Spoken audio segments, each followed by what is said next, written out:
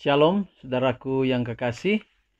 Renungan kita untuk hari ini dengan judul kita tidak akan mencuri. Kita tidak akan mencuri. Dan sedikit koreksi untuk pelajaran kemarin adalah hukum yang ketujuh.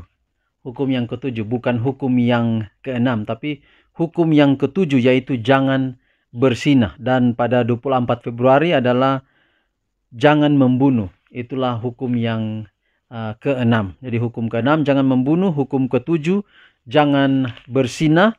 Lalu kemudian untuk hari ini jangan mencuri. Keluaran 20 ayat 15. Atau kita tidak akan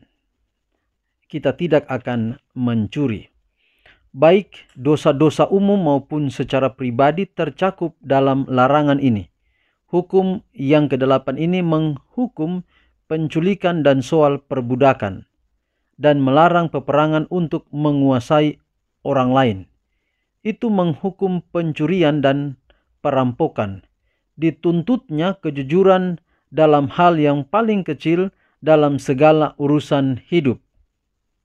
Hukum itu melarang ketamakan dalam perdagangan dan dituntutnya pembayaran utang atau upah yang adil.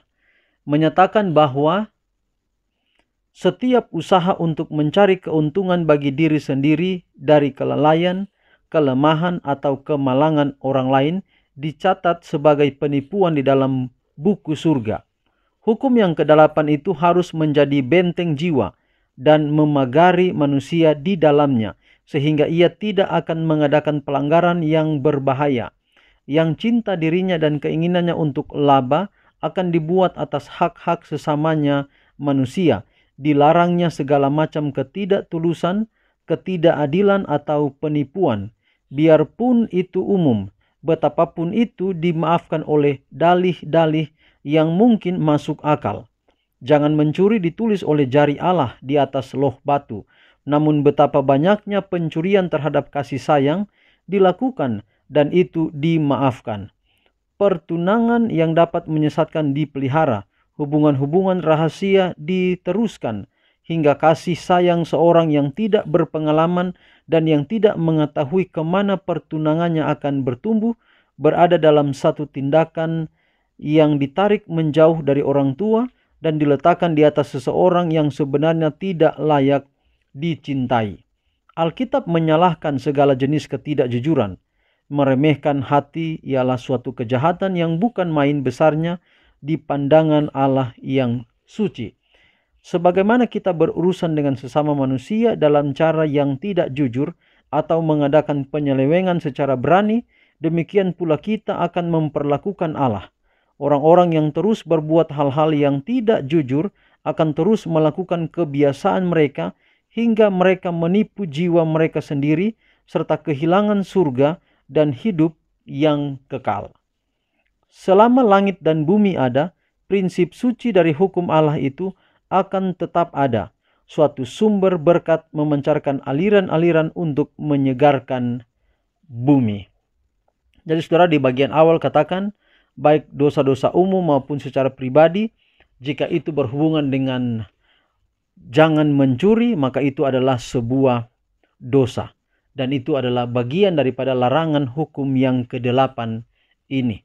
Lalu kemudian poin yang berikut adalah sekali lagi di sini ditekankan bahwa hukum Allah tidak pernah akan berlalu selama langit dan bumi ini tetap ada. Karena itu akan memberikan, menyegarkan,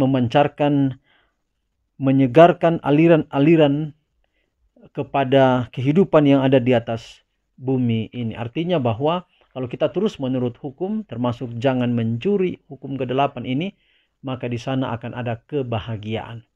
Tuhan memberkati kita dalam pelajaran kita pagi ini. Kita tutup dalam doa, kita berdoa. Bapa di surga, terima kasih untuk pekabaran yang indah.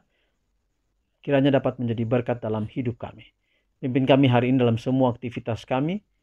Biarlah kiranya kami ada dalam kedamaian oleh karena menurut hukum. Dan pada akhirnya kalau Yesus datang, kami ada dalam kerajaan.